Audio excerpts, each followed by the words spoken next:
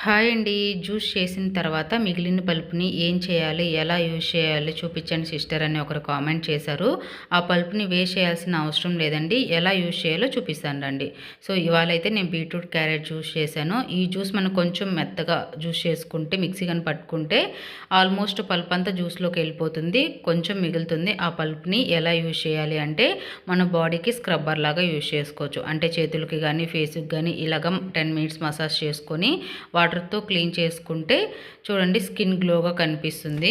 Second tip వచ్చేసి మనం పూరి గాని, చపాతీ గాని చేసుకుంటుంటాం కదా! గోధుమ పిండిలో ఇలాగ ఈ పలుపు వేసుకొని కలుపుకొని చపాతీ ముద్దలాగా చపాతీలు చేసుకుంటే చాలా మంచిదండి. ఏది కూడా వేస్ట్ చేయాల్సిన అవసరం లేదు.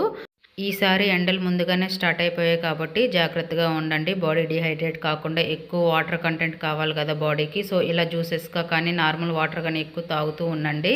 బాడీ డీహైడ్రేట్ అవ్వకుండా ఉంటుంది. టిప్ నచ్చితే ప్లీజ్ సబ్స్క్రైబ్.